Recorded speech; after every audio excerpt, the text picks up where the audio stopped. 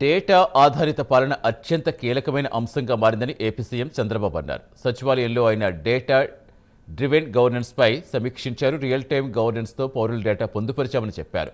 అన్ని రకాల దస్త్రాలు ఆన్లైన్లో పొందుపరచాలని అధికారులకు దిశానిర్దేశం చేశారు.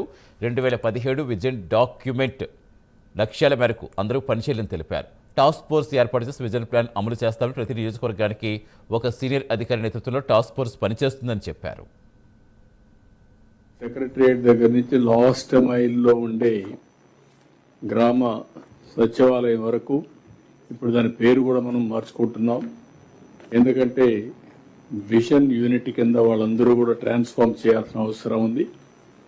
అందుకే ఆ విజన్ యూనిట్ను కూడా మనం సమర్థవంతంగా ఉండే వాళ్ళందరినీ ఉపయోగించుకున్నాం. లైన్ డిపార్ట్మెంట్స్ ఉన్నాయి. మనం రాబోయే రోజుల్లో డేటా డ్రివెన్ గవర్నెన్స్, ఒకసారి టెక్నాలజీలో డేటా అంతా ఉంటే మనం ఆర్టిఫిషియల్ ఇంటెలిజెన్స్ గురించి మాట్లాడుతున్నాం. ఇక్కడే క్వాంటమ్ కంప్యూటర్ కూడా పెట్టుకొని జనవరి లోపల అది కూడా స్టార్ట్ అవుతుంది. అదే సమయంలో నేను మిమ్మల్ని కోరేది ఒక విజన్ డాక్యుమెంట్ కూడా తయారు చేసుకున్నాం. 2047 తయారు చేసుకున్నాం. ఇందులో కూడా నిర్దిష్టమైనటువంటి టార్గెట్స్ పెట్టుకున్నాం.